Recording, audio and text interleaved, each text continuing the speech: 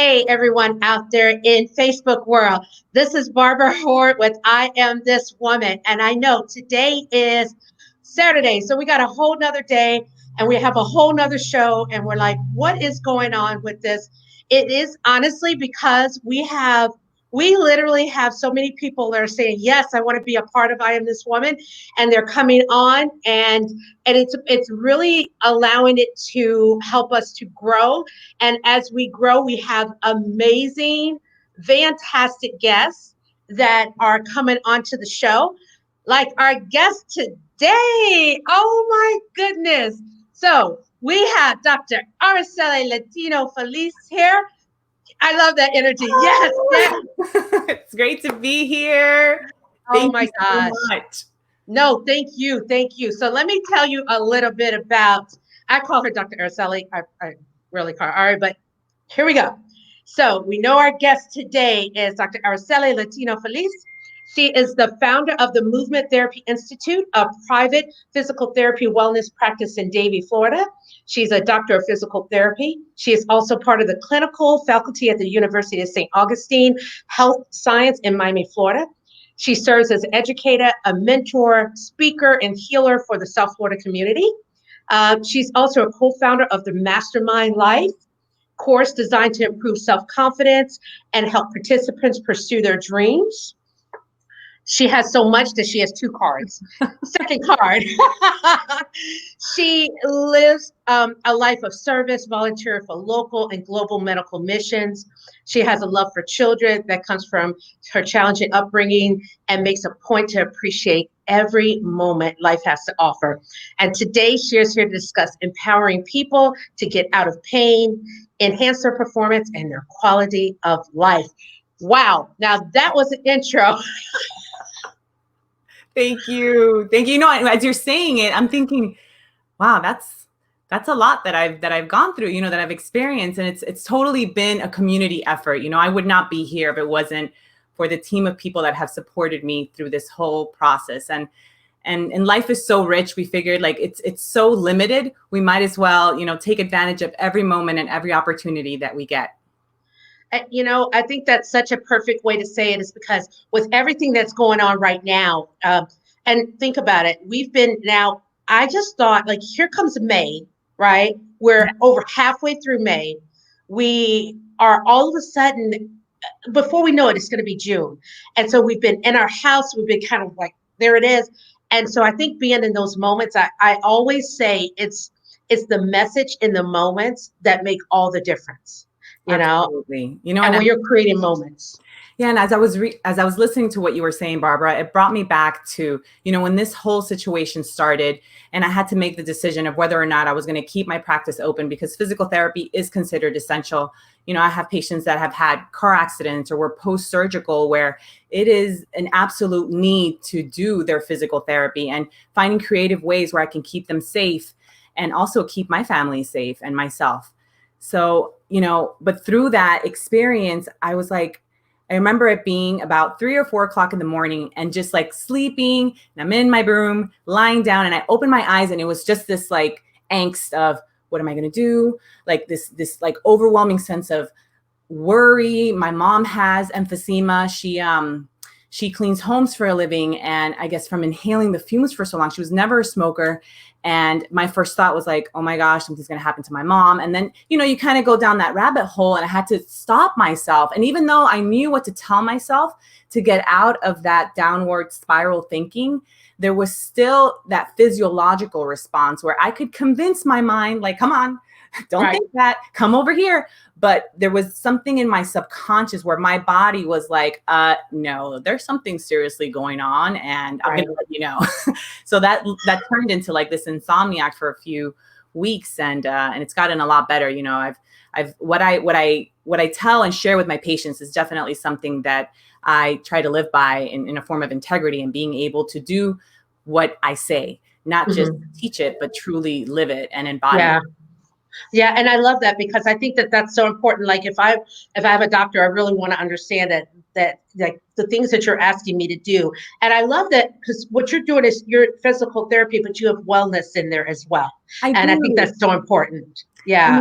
That came from just a personal experience, but also seeing like, where did I go wrong as a clinician? Because when I first started as a physical therapist, this was about 13 years ago, which is crazy because I feel like you look like you're 25. Come on. Thank you. Yes, it was like 13 years ago. And I was very fortunate to work in a very reputable clinic in Fort Lauderdale. And I had the opportunity to work alongside some surgeons and see surgeries being performed and follow the patient, sometimes like pre-op in the surgery room, and then post-operatively. And then had the opportunity to work with different people from all ages, from as little as like 10-year-olds to people well into their 80s and 90s. Even I think one of my oldest patients was like 98. She was so sweet. I loved her. I bet. But seeing that, it was a very high volume clinic, meaning that we had about 5 or 6 physical therapists on staff. And this was sports medicine, right? And in that time, I was the only female clinician. And it kind of was a very high, like fast-paced scenario where you're seeing a patient, you're evaluating them.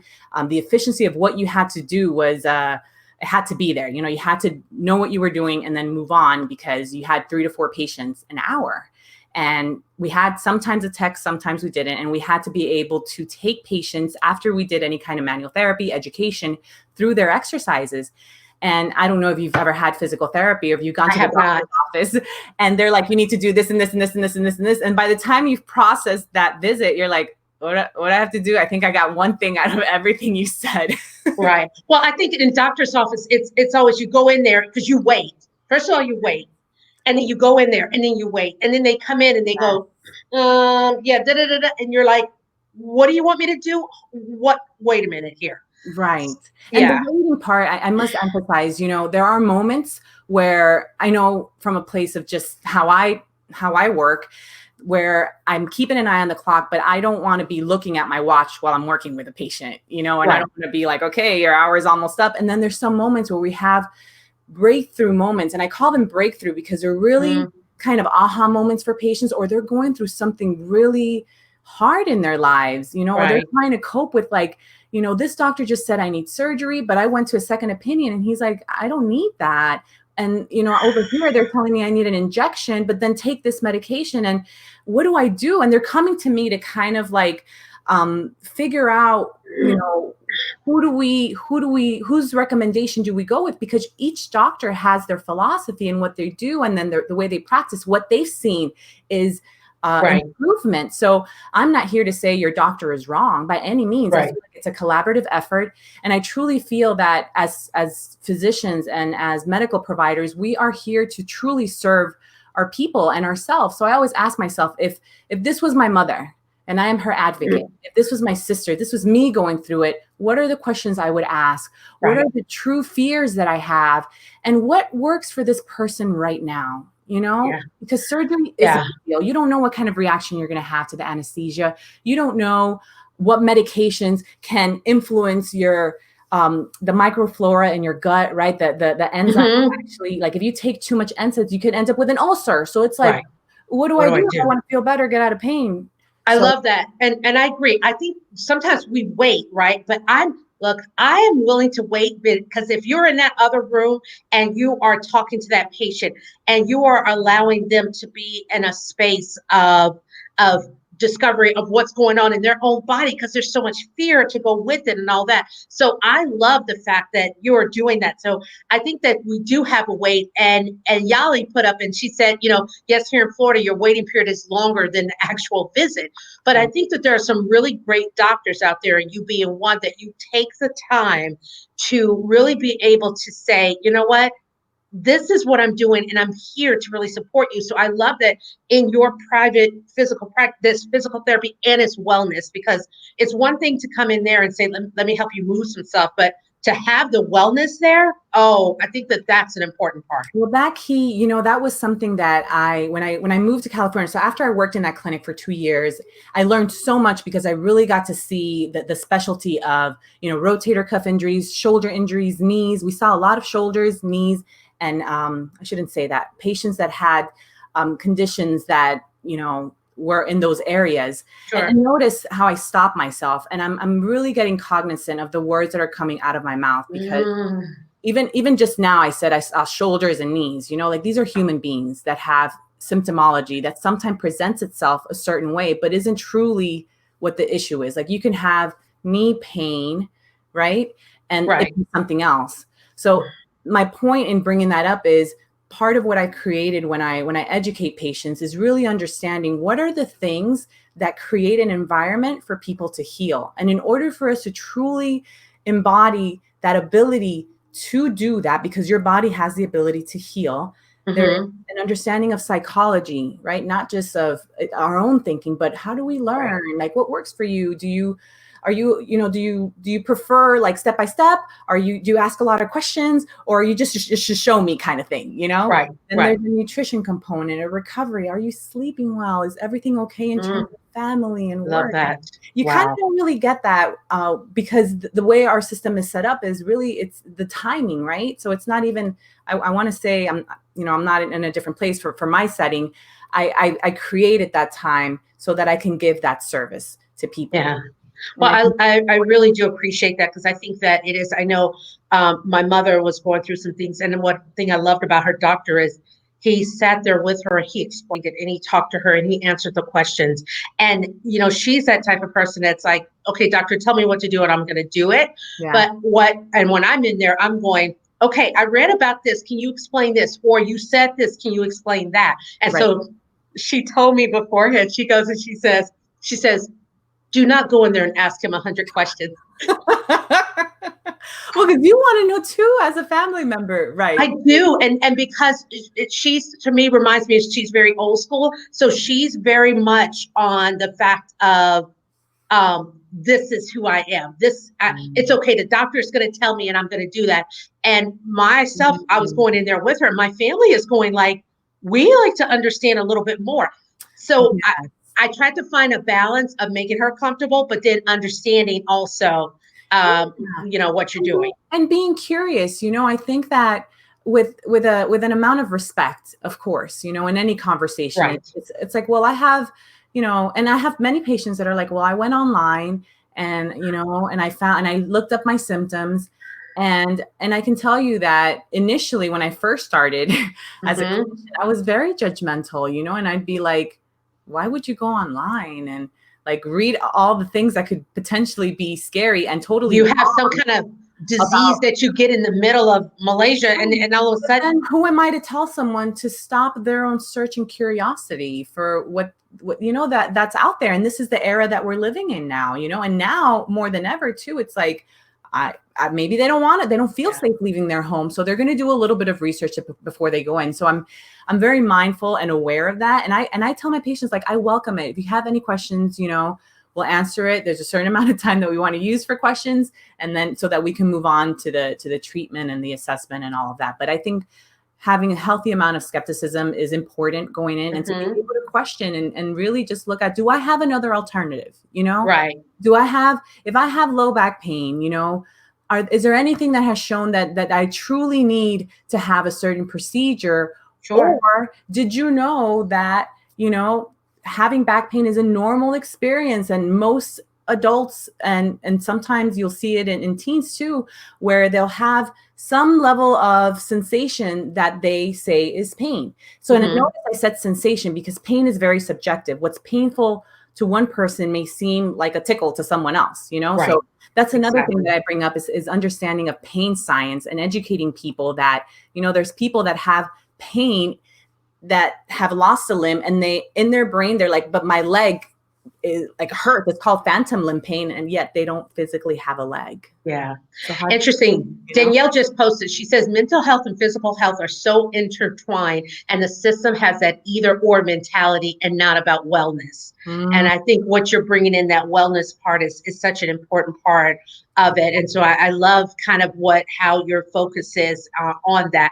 So I would love to understand, because, we talked about that you're speaking in regards to this empowering people to get out of the pain, enhance their performance and their quality of life.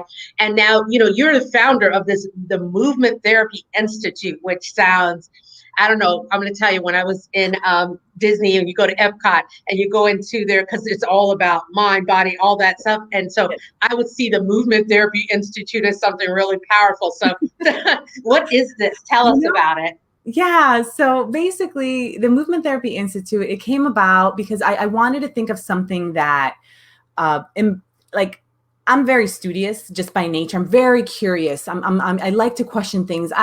It's like, I want to, I'm always asking myself, especially when I'm working with patients, like, what am I missing? What am I missing? Is there anything that I could read about? Is there anything that, I can learn, and not just from a reading standpoint, but also just learning about myself. So when I think about an institute, I do think about a place where people can learn. And whether it's you're going in to learn about your body and your experience, or I've had coaches that I work with and other physical therapists that I work with, or other allied health. And, they take that information.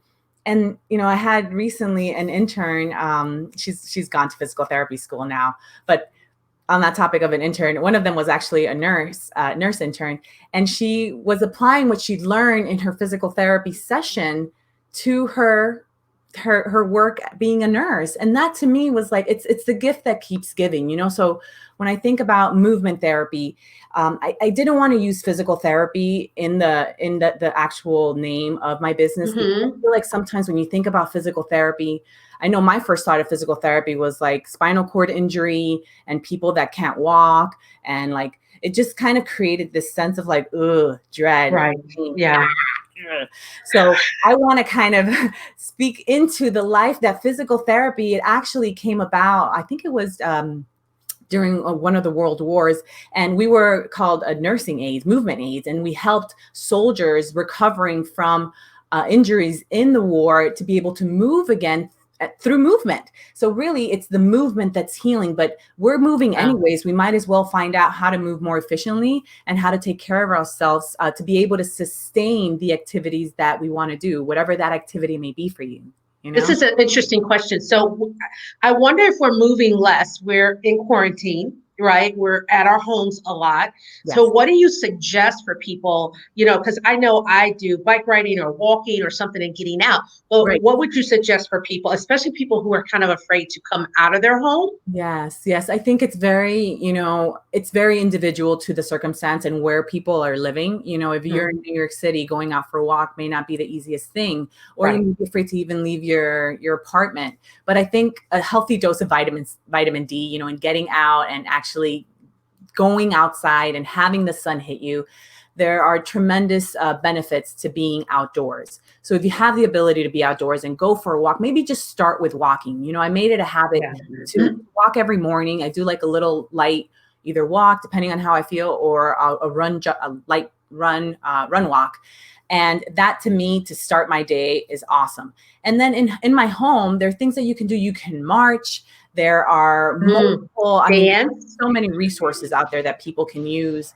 And I'd love to be able to offer my services and just my expertise. If anyone's interested, you're more than welcome to reach out to me. And I'd be happy to kind of link you with different people that I use, both in the fitness industry. And there are many physical therapists that also do performance-based work, and coaches that are just passionate about the work they do. I work at High Performance, and we have several coaches that truly, they're small business owners, but they have such a love for their clientele.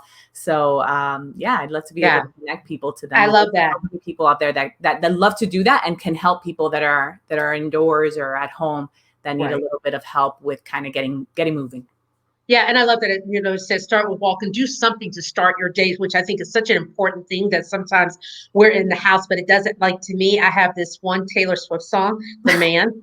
Oh my gosh, it's so good. It's so good. And I put it on and I start dancing and going and move, But I love the fact that you're all about supporting people. And, even when we're in there, I think that, the fact that you lead that life of service, volunteering, local and global medical missions. So this is intriguing, because I would love to understand right now with you. I'm in a life of service. I completely get that. Yes. Local, and then you said global medical missions. What is your global medical missions? What is that? So for those of you that don't know me, I was born in Managua, Nicaragua. in 1982.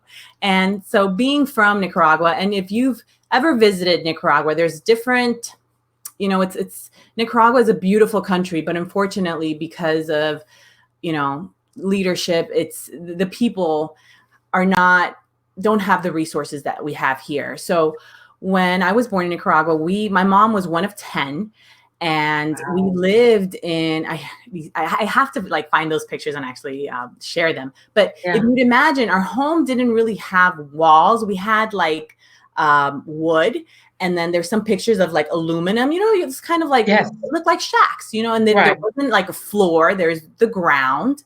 And there's a picture of my sister and I like sitting in a chair that I can remember. I was wearing a hand that and one of my cousins was like, we're going to take this picture for your mom, because she ended up leaving Nicaragua when I was about 11 months. And I didn't actually see her again until I was about 3.5 when we came to this country. So for the early part of my life, I don't remember much, but the little tidbits that I do remember, I didn't have a lot. But as a child, you don't know, No. Well, you have as much as you have. I think one of the things, there's this picture going around the internet of a little boy in this bucket, and it's like you bring joy, like you have what you have. Of course. And I think that's what it is, and that's why I love that, and it's such an interesting story that you share. Before we go into, I just want to say that Yali had mentioned that awesome suggestions and very important to have movement. So I love the fact that you're confirming like it is something that is helpful. And I know Yali is very big into yoga and movement, but I love this fact that your story, you come from, and it says that you have such a love for children that comes from your challenging upbringings, and you really make it a point to appreciate that. So here you are going from the shack in Nicaragua, right? Yeah. And all of a sudden, here you are as a doctor, not as a doctor, but you created your own foundation. You created this, and then you give back, and you're in service, and you make a difference, which I think that's so impactful. And how, because of how you grew up, how really has that influenced you when it comes to your love of children and how you really work with kids? And I know your daughter, and she is so feisty and so like, oh my gosh. I love that kid, but I love her energy. I love her, how she has such a confidence in who she is. And that's such a testament to you and to your husband. So tell me, what is it that really hit you when you were being brought up, and from those situations to now to make you to say, I want to be a doctor, I want to help, and I want to give back to my community here locally, but also globally. I want to do that. I'm so glad you mentioned that, because there was a time where, and you hear some people say, well, why do you go overseas when we need it here? And it's like, you know what, you're right. And I can do both. Like we can do both, because if you've never gone to a third world country and actually seen, like, there is something that it's so hard to describe into words. It is a feeling. It is a feeling of knowing that we could do better. And having been from there, there is just a pulling. I can't describe it. I think it's my calling. It's for me. Yeah. So that's what I'm going to do. But I remember when I went back to Nicaragua, because I didn't become a resident until I was 15 years old. My mom, working again as a single mom, she had 3 kids, and she was on a salary of, I think I saw one W-2, and she made like $17,000 in the year. How do you live with $17,000? I just don't even. You're on welfare. You're on welfare, student lunches. I mean, we really depended on, the government to help us. And, we paid our taxes. And we went through the naturalization process, with an attorney. And I remember when, we stood in front of the judge, and the judge was, asking us questions about our character and our grades in school. And, we were law-abiding citizens. And I get it, because we're living in different times, And my mom was like, they may send us back to Nicaragua, and whatever happens, like, we're together. We're in this together. And, we were granted naturalization, and I became a U.S. citizen when I was about 21. And it's like, I have that opportunity. And I feel that with it comes a great amount of responsibility. And what am I going to do with that? What am I going to do? What is my calling? And really, it came down to praying. I believe in God. And I was just like, what do you want me to do? Because I actually was pre-med, and my first year at Florida State, I decided not to go that route. I knew I wanted to become a doctor. I knew I wanted to have my doctorate. I just didn't know in what. And then I met a physical therapist, and there was just something about what she did that I was like, I want to be able to prescribe a healthy lifestyle, prescribe movement, and truly empower people to be able to get themselves better. Because I tell my patients, I didn't get you better. I just guided you. We did this together, but really you're the one that made the decision to heal, and you followed the necessary steps, committed to yourself, and realized that you no longer wanted to live in that state of, whatever it is you were feeling, and I went through that personally too, because I've gone through my bouts of pain and chronic pain where it was a very dark place, during my postpartum period. After I had my daughter, I had a lot of complications with my body. At one point, they thought I had some autoimmune situation going on. I mean, nerve pain everywhere. I mean, it was bad. It was really, really not a good situation. Yeah. But I told myself, I was like, I know the body's designed to heal, and I need to take responsibility for my own body. And what do I need to do? Yeah. And, Yali said, ditto, when it comes to it, it's a feeling of knowing more can be done. And I think the fact of it is that we all have that gift within us. And sometimes, like my family, sometimes I swear I think I was left on a doorstep because I'm like, oh, I'm doing this and this. And they're like, why? Because it's so ingrained in me to make a space to support women.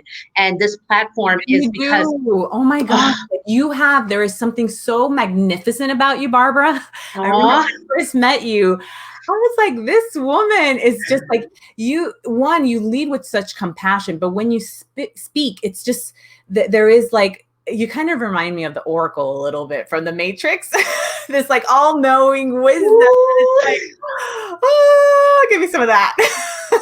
I love that. And I think that's what I Am This Woman is all about, is because there are so many incredible, incredible women out there and men that I want to share. I want to share as much as I possibly can, because I think sometimes you don't know, right?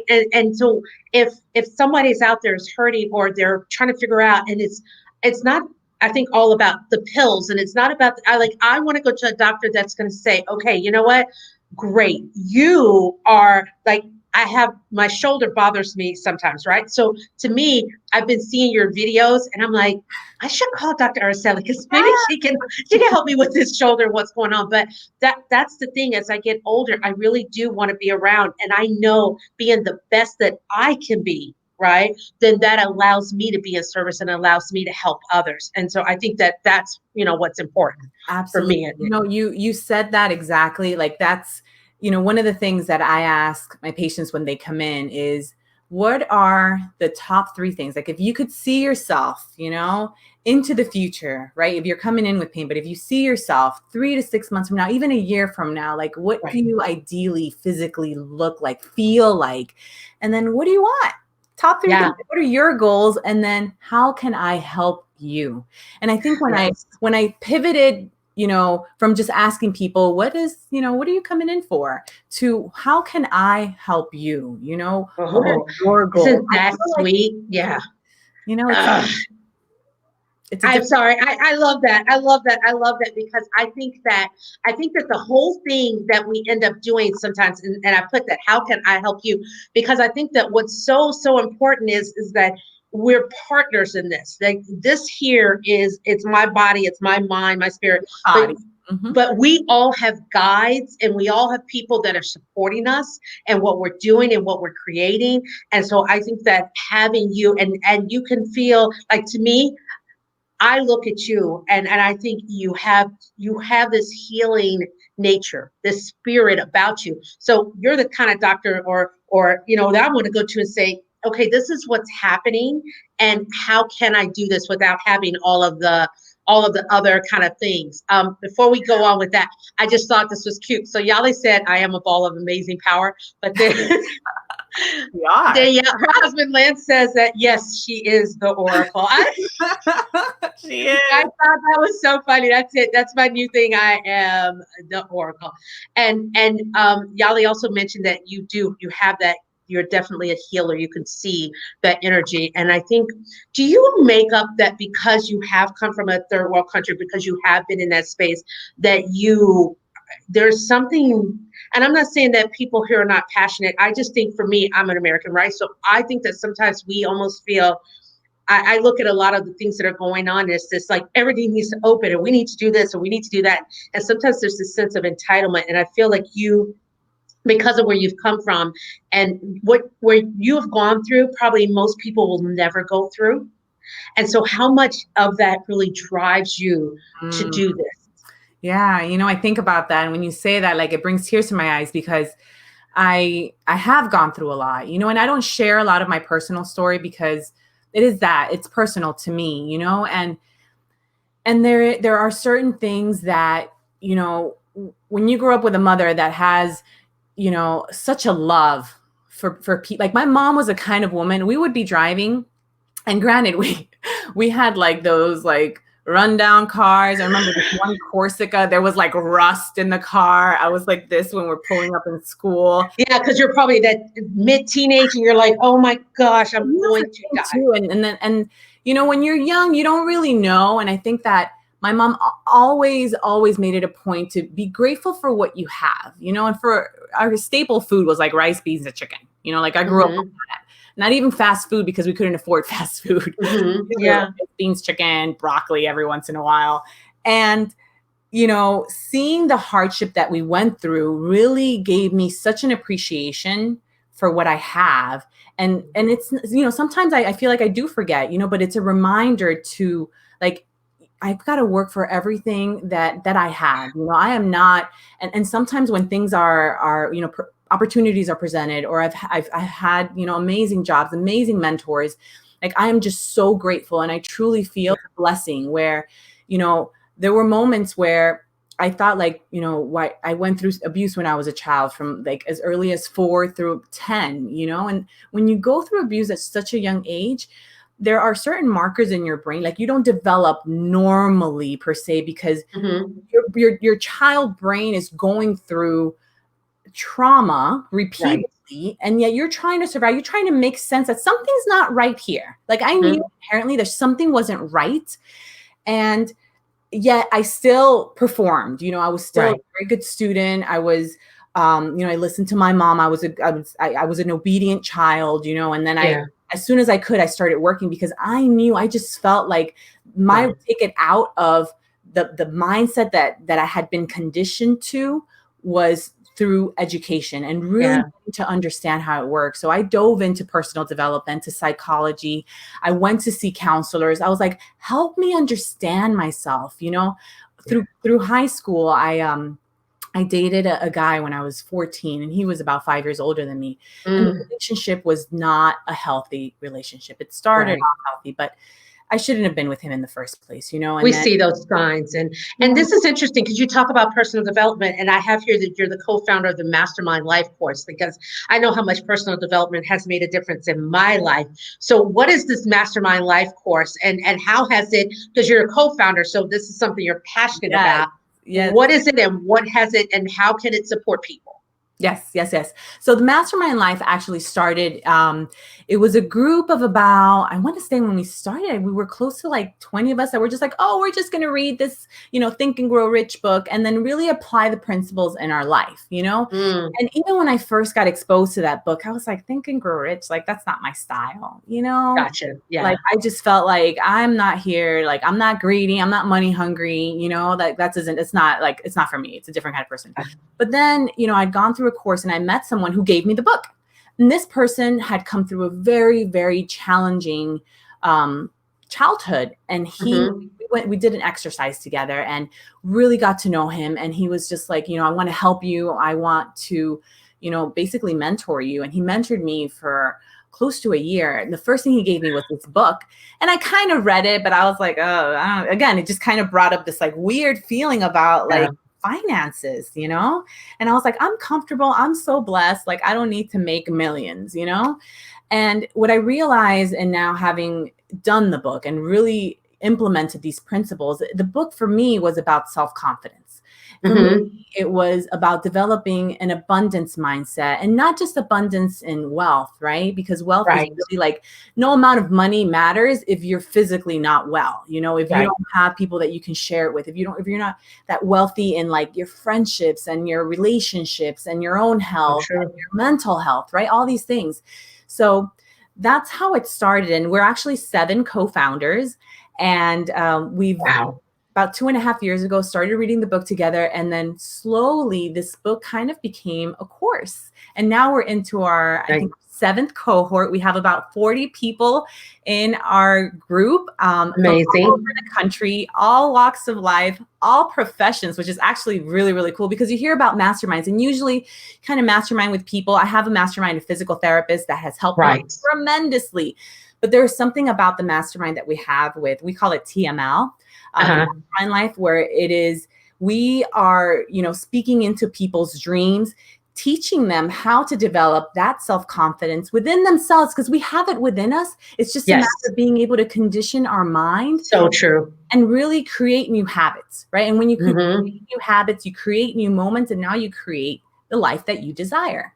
Love that. And Yali said, amazing. Congratulations. Because Thank I think it is something. And it's so interesting too, because I have the book Think and Grow Rich, right? And I jumped into the course for a little bit, and it wasn't like your mindset. It's so interesting. My mind, I feel like it's a merry-go-round. So sometimes it turns and then it stops, and I'm like, I'm ready. Okay, you. I'm ready to do this, Yes, yes, yes. And so the book is sitting there, and I'm like, okay, when I'm ready, then I'll open it up and I'll be like, where has this book been all my life? So I think that sometimes we never know how we come into things, how we do things. So I think that that's one of the great parts about all of this, is that you never know where you're going to be in any given situation. And so I'm one day, watch, I'll be back and it'll be like, oh, Yes. it's like I've never been here before and everything. So And there's part of it, yeah, go ahead. part of it Please. too is, especially during what we're going through, I think that, things like faith and persistence, which are some of the chapters in the book, and really understanding how that applies, especially when you need it the most. And right Right.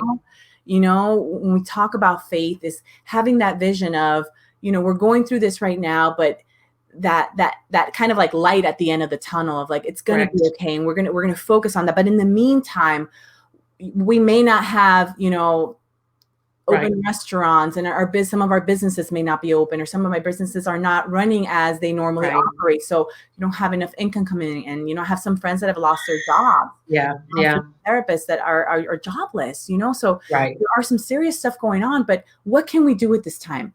And I Mhm. think about when, there was a point in my life when I was in grad school, and when you're in grad school, I had no money. Right. And I was living basically with my ex-boyfriend's mom, who's like a mother to me. And I decided Mhm. that no longer was a safe situation for me. And I needed to get out. And I went to Florida International University, had a victim advocate program. And my best friend was like, go, and they should be able to help you, And so I went, and I ended up moving into a domestic violence shelter, and Wow. 3 weeks I lived there, and I'm in PT school, and I probably only maybe 2 or 3 of my girlfriends knew what was going on, and I graduated at the top of my class. But when I went through that period, those 3 weeks of my life, I was virtually homeless. Wow. Wow. I met some women that were in the shelter with their children, and I heard their stories, Mhm. and Yeah. I'm thinking, like, what am I doing? Like, what are we doing here? Right. What are we doing? Part of And what how do we support each other? Yeah, and I didn't want to share that because I was so ashamed that it's like, how could Yeah. I be with someone that could treat me this way, But Yeah. you have to realize, like, the abuse that I had gone through as a child, and not from a place of victim, but just to Sure. account for the situation. Right. And then now seeing where I am, and that period in my life, and understanding that the psychology of what had happened to me had directly influenced my decisions Correct. to lead me to that point. And to wake up to, this is not the life that you deserve, Ada. And luckily I was able to get into a program where I saw a counselor for 6 months, and she really was like, my first session I went in Mm. and I was just like almost hyperventilating, because I Yeah. had not had good experiences before. Sure. Bringing There's up so much shame oh my and gosh. so there's so much. And when we go into those things, like I remember the first counseling session I went into, I think I cried through the whole thing Oh, because I yeah, was so low and so ashamed. couldn't breathe. And then she's like, how can I help you? She said that. Oh, And I was like, you gotta fix me. I'm broken. I'm You so gotta fix broken. me. Yeah, This is yeah, not yeah. working. Something's wrong here. So this is interesting. Going into this, I have some questions that I always ask, and this is maybe one. So what keeps you going?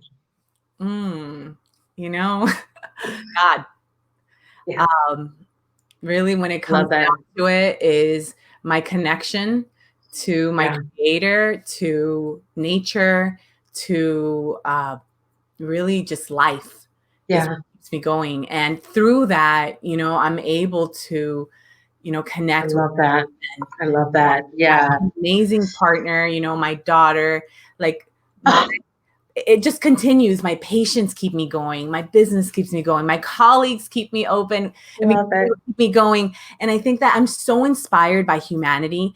And I choose not to focus on the detrimental things that are going on, because even before COVID, if you turned on the news, there was always something terrible Always, going on. always. So I just chose not to go Yeah. that route, and I focus on the good.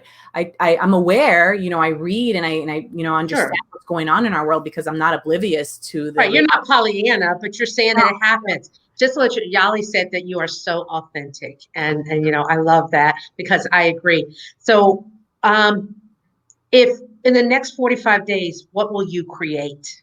Ooh, that's such a good question. Okay, so we're looking at, so the next 45 days is about what, like 6 weeks, right? So the month of June, I am going to be launching my virtual studio, which I am very excited about. I'm going to be offering basically mini sessions, movement therapy sessions. It's not physical therapy, but it's basically part of what I've always done too. Even before I became a physical therapist, I was a group fitness instructor, and I Okay. love leading classes like spinning.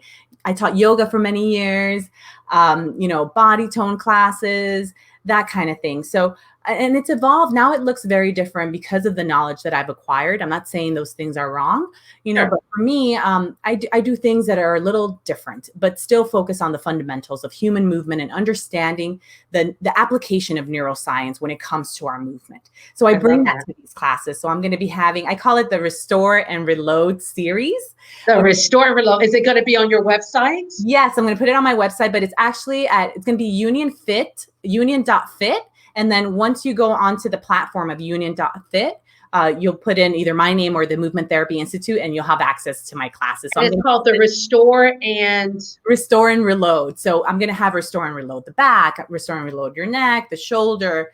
And when I teach these classes, I'm really going to emphasize like what I do with my patients one-on-one, and what I do with my athletes that aren't in pain and they're feeling great and they want to continue to feel great. Right, So right. it's really the restoration of human movement, and then understanding how your shoulder works with the rest of you and how That is so good. I'm telling you, when my shoulder went, I was doing something and all of a sudden I just went like, oh my gosh. And then every now and then it pops back up like, and so that I love that, the restore and reload. I think that's so important. Okay, I love my question. So here we go. Yes.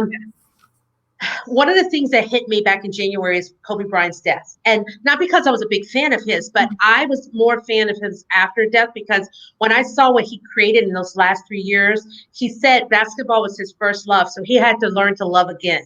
Yeah. And then he created this Mamba mentality, and he created a legacy that he has left behind. What would be your legacy that you want to leave and create? So when I think about a legacy, three things come to mind. The very first one is being able to connect with oneself, right? To be present.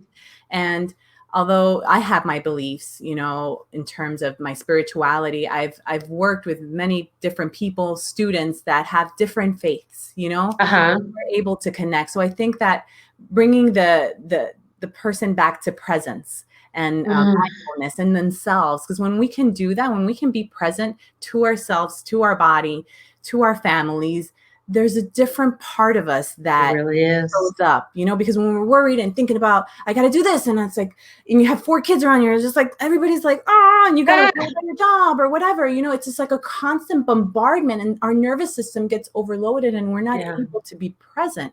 So one, to be able to connect, for me, it's to be able to grow my relationship with God and to be able to have those kind of conversations with people so that they can connect to whatever connection means to them. My second legacy would really be, and I think I'm doing that through the Mastermind Life. So I'm excited that we're developing this course and it'll be here for generations to come. The second thing is really my love for healing. I am going to start working on a book about my own personal journey and what I went through and what I've seen has been successful with my patients, and to really allow people to know what are the tools that they need in order to heal themselves. And the third thing that I'm going to be working on is my love for children. So Lewis and I, my husband, we're active in our church. We go to Calvary, Fort Lauderdale, and 4 kids. I'm Calvary Boynton, so we're family. So 4 Kids is an organization that's local to South Florida, and they help foster children. And we are active with them. We're actually in the process of becoming foster parents. Yay! Oh my gosh, it's so incredible. Oh my goodness. Yeah, so we're excited about that. And they have other programs too, because when foster children age out of the foster care system, they don't really have, when you think about 18 and 19-year-olds, and not always, but I know when I was 18 and 19, I didn't always make the best decisions. I wasn't quite. Please, I'm older and I still sometimes wonder about my decisions. Right. But at 18, it's like you get to 18 and they're like, okay, you're adult, now go.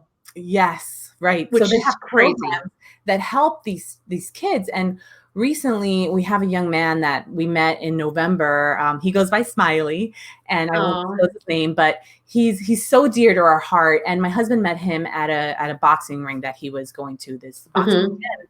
And this young man basically kind of grew up in a foster-like situation. His story is just heart-wrenching. He's from Haiti, and we got to know him. My husband invited him over for Thanksgiving dinner. And, I'm very cautious about who I bring into my home because of what I went through and because of my daughter too. And just in general, I think that I'm not, my husband is very open. I'm a bit more reserved. I'm just like, I'll meet you for coffee, but I'm going to invite you over. I don't know about bringing you home for dinner, Right.